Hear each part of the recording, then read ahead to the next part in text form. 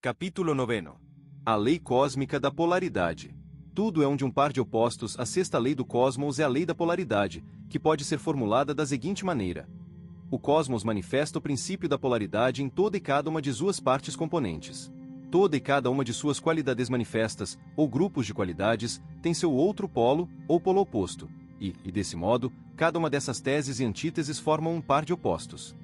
Esse par de opostos, porém, não constitui senão os dois polos contrastantes de uma coisa superior na qual eles podem ser sintetizados. A lei da polaridade vem expressa no axioma segundo o qual polaridade é aquela condição de um corpo em virtude da qual ele exterioriza forças ou propriedades contrastantes, em direções opostas. O princípio da polaridade, frequentemente expresso como o par de opostos, é um dos truísmos aceitos do pensamento filosófico, antigo e moderno, esotérico e esotérico. Foi erradamente enfatizado pelos pitagóricos e pelos antigos herméticos em geral.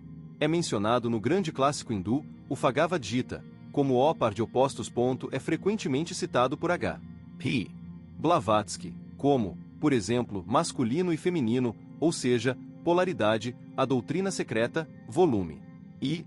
Novamente. A lei que provoca atração entre dois objetos de polaridade desigual, e aversão entre aqueles de polaridade semelhante, bid, volume.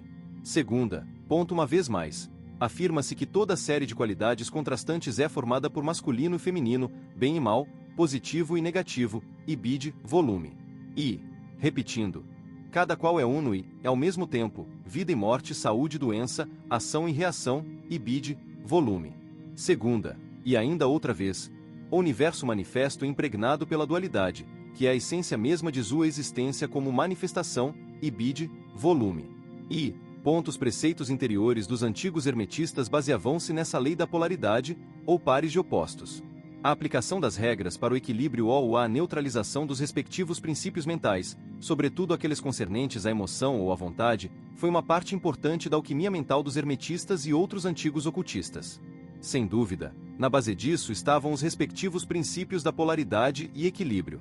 A transmutação de qualidades mentais de um oposto a outro também era muito favorecida por essas escolas, e era igualmente baseada na lei da polaridade.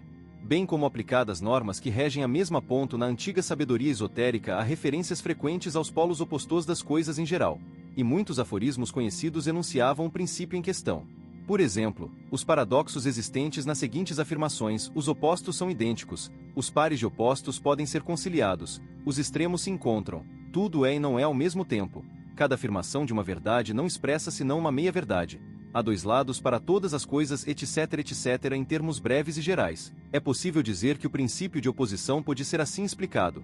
O que é relativamente verdadeiro acerca de um oposto, é falso em relação a outro.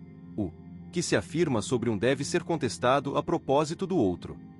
Portanto, temos o quente e o frio, o intensó e o insípido, o em cima e o embaixo, o escuro e o luminoso, o inverno e o verão, o norte e o sul, o oriente e o ocidente, o grande e o pequeno, e assim por diante, quase ad infinitum. Sem dúvida, é possível objetar que os exemplos citados são apenas grupos relativos de qualidades, atributos ou propriedades, e não coisas em si mesmas, consideradas a parte de seus atributos.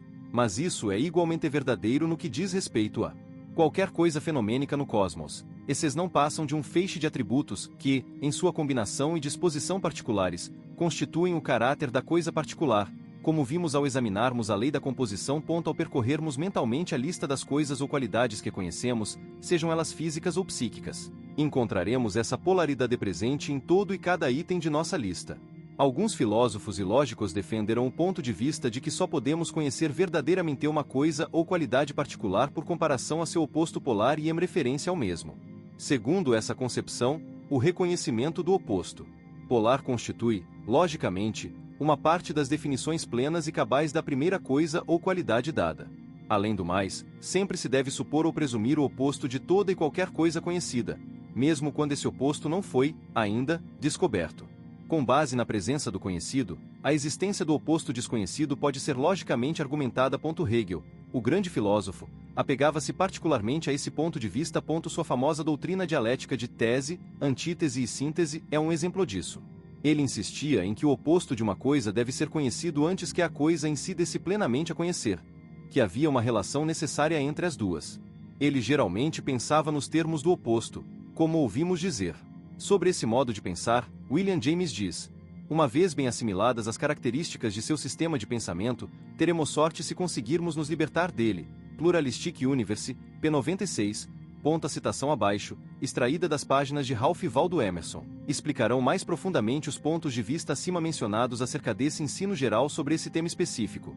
A polaridade, ou ação e reação, encontramos-las em toda parte da natureza, na escuridão e na luz, no calor e no frio, no fluxo e refluxo das águas, no masculino e feminino, na inspiração e expiração das plantas e animais, na equação de quantidade e qualidade dos fluidos do corpo animal, na sístole e diástole do coração, nas ondulações dos fluidos e do som, e na gravidade centrífuga e centrípeta, na eletricidade, no galvanismo e na afinidade química. Sobrepõe magnetismo na extremidade de uma agulha. O magnetismo oposto ocorrerá na outra extremidade. Se o sul atrai, o norte repele. Para esvaziar aqui, você deve condensar ali. Um dualismo inevitável divide a natureza ao meio, de modo que cada coisa se torna uma metade, e sugere outra coisa para torná-la inteira, como espírito, matéria, homem, mulher, regularidade e inconstância, subjetivo, objetivo, dentro, fora, acima, abaixo, movimento, repouso, sim, não. Enquanto o mundo é assim dualista, o mesmo acontece com cada uma de suas partes. Todo o sistema de coisas encontra-se representado em cada partícula. Existe algo que lembra o fluxo e o refluxo do mar, o dia e a noite e o homem e a mulher numa única agulha de pinheiro, no cerne de um grão, em cada indivíduo de uma tribo animal. A reação, tão grandiosa nos elementos, é repetida no interior dessas pequenas fronteiras. Essa é um compensation. Orlando J. Smith apresenta muitos exemplos e ilustrações interessantes da presença e operação dessa lei, como entenderemos a partir das seguintes citações de seus escritos sobre o tema. As polaridades da natureza e a interação entre elas são tão acentuadas na vida humana como na física. De fato, as polaridades se estendem para além do físico e humano, chegando ao abstrato, como no caso dos números pares e ímpares. As polaridades são às vezes antagônicas, às vezes recíprocas, e sempre, acredito, mutuamente corretivas. Platão percebeu a mesma lei da polaridade na geração de contrários da morte a partir da vida, ou recomposição e decomposição. O homem se depara por todos os lados com as polaridades da natureza, algumas das quais, como molhado e seco, quente e frio, trabalho e repouso, prazer e sofrimento, eram tão evidentes na selvageria como na civilização. Com cada vez mais conhecimento, o homem percebe um número cada vez maior dessas qualidades e cria novas palavras para expressá-las. Em seu Tesaurus, Roget apresenta mais de 12.000 palavras de sentido contrário. Há relativamente poucas palavras de natureza geral às quais não se possa atribuir nenhum termo correlativo, tanto de negação como de oposição, diz Roget. Hegel sustentava a teoria do progresso por antagonismo, aquela segundo a qual as formas que são contestadas são realmente complementares ou necessárias umas às outras, e seu conflito é limitado pela unidade que elas expressam e que, em última análise, devem subordinar todas a si própria. Balance. De Fundamental Verite. Ponto 105 de extrema importância, e igualmente bem percebido pelos antigos adeptos do esoterismo, sobretudo no caso dos hermetistas, foi o entendimento de que, na verdade, esses opostos polares, esses pares de opostos, não são duas coisas distintas e separadas, como parecem ser, mas são, na verdade, apenas os dois extremos ou polos de uma síntese maior. É que essa síntese maior nada mais é, na verdade, do que a união dos dois extremos ou polos.